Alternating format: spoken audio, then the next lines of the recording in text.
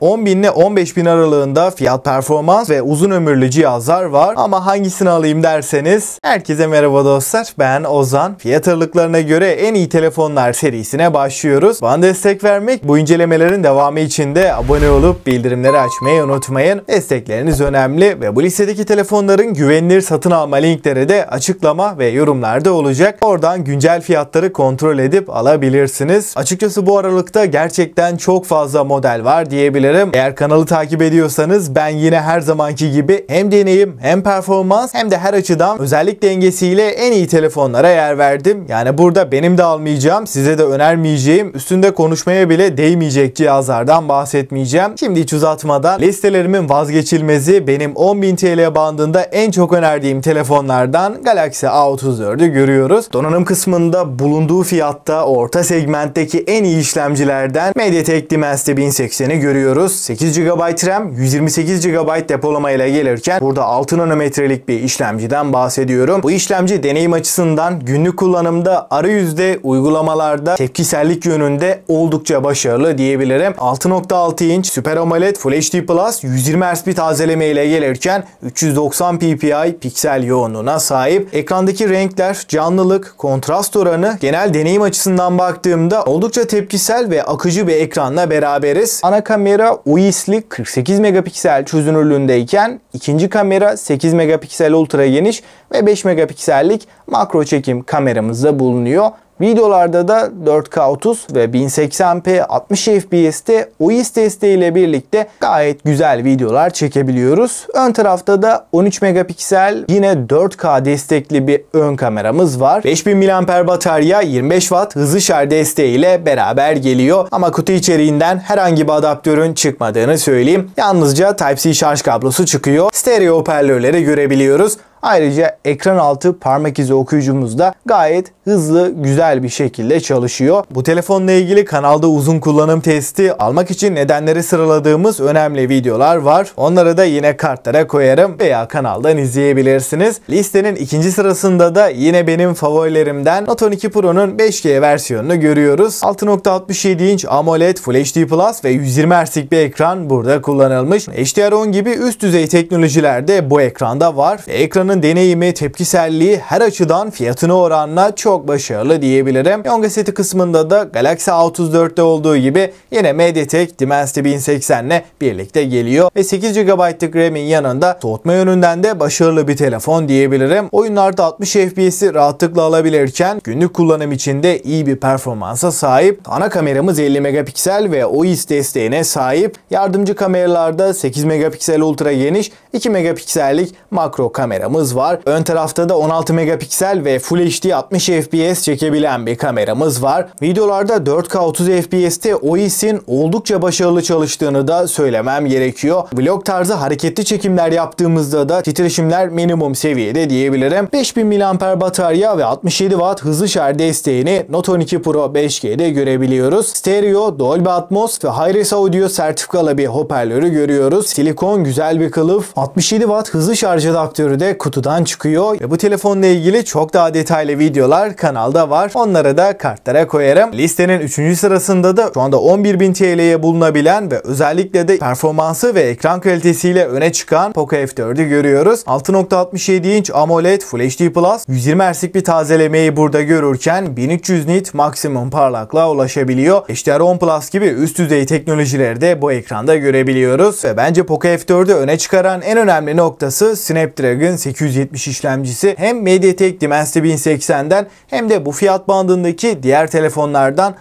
baya öne çıkarıyor diyebilirim. Hem oyunlarda hem de günlük kullanımda yüksek performanslı amiral gemisi bir cihaz istiyorsanız uygun fiyatta alınabilecek en iyi seçeneklerden biri. Ana kameraya baktığımızda 64 megapiksel çözünürlüklü ve OIS'i destekleyen bu fiyat bandı için en iyi lenslerden biri burada kullanılmış. Fotoğraf çekim kalitesi olarak ana kamerayla aydınlık ortamlarda gerçekten güzel kareler ortaya çıkartıyor. 4K 60 FPS desteğimiz bulunuyor ve OIS'le beraber beraber titreşimsiz sabit videoları rahat bir şekilde çekebiliyoruz. 4500 mAh batarya ve 67 Watt hızlı şarj desteğini görebiliyoruz. Listenin 4. sırasında da listelerime ilk kez giren Tekno'nun Camon 20 Pro 5G modelini görüyoruz. Şu an için Poco F4 ile benzer fiyatlarda ama fiyatları 13-14 bin bandına gelirse pek önerebileceğim bir cihaz olmaz. Yani fiyatı artarsa alınabilirliğini kaybeder. Burada yine 6.67 inç AMOLED Full HD Plus ve 120 Hz'lik bir ekranı Camon 20 Pro'da görüyoruz. Kutu içeriği olarak da dolu bir cihaz. Silikon kılıf, adaptör, Type-C girişli bir kulaklığı da görebiliyoruz. Tasarım yönünde de özgün, farklı, güzel bir tasarımla gelirken 7.7 mm'lik kalınlık, 193 gramlık bir ağırlığa sahip ve siyah renginin de deri görünümlü bir tasarıma sahip olduğunu söyleyebilirim. Donanım kısmında da Poco F4'e yakın bir cihaz. MediaTek Dimensity 8050 Camon 20 Pro'da kullanılmış ve 8 GB RAM, 256 GB depolamayla da birlikte geliyor. 6 nanometrelik bu işlemcimiz oyun performansı olarak da Call of Duty, PUBG Mobile gibi oyunlarda 60 FPS verebilirken telefonu aldıktan sonra 2-3 yıl uzun vadeli kullanmayı düşünüyorsanız da yeterli bir işlemci. Kamera kısmında ana kamera 64 megapiksel ve OIS desteğine sahip, f1.65 diyaframla gelirken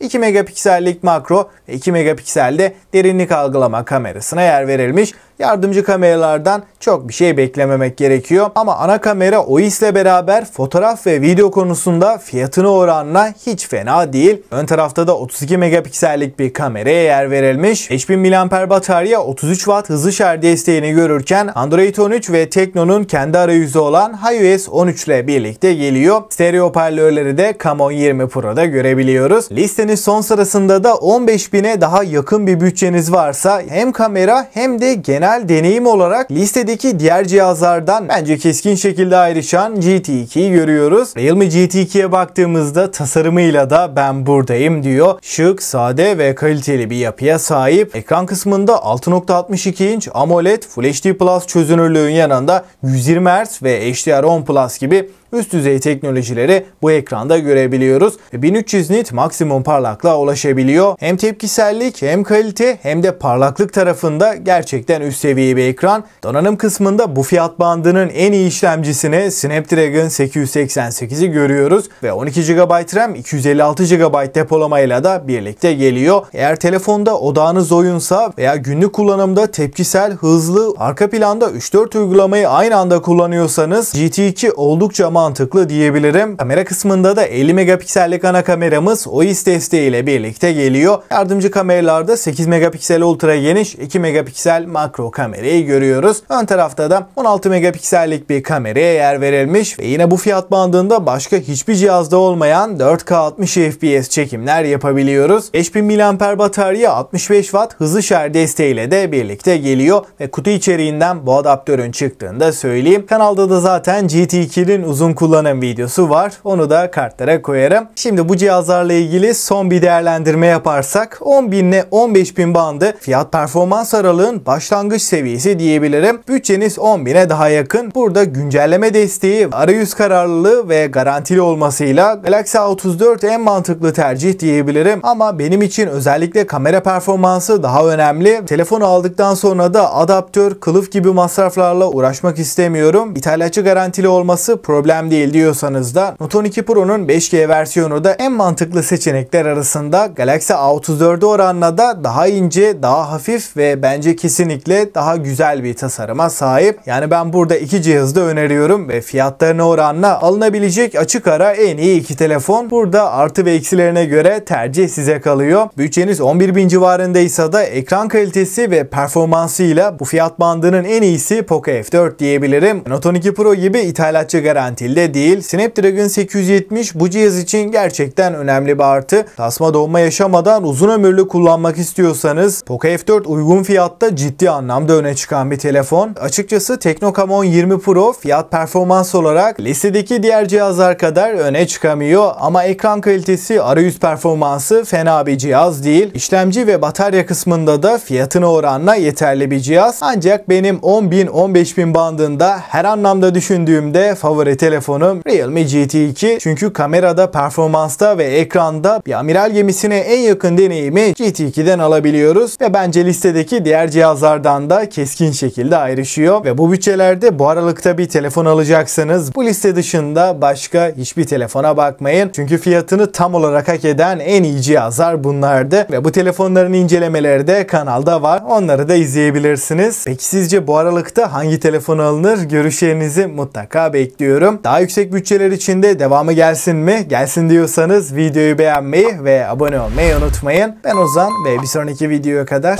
hoşça kal.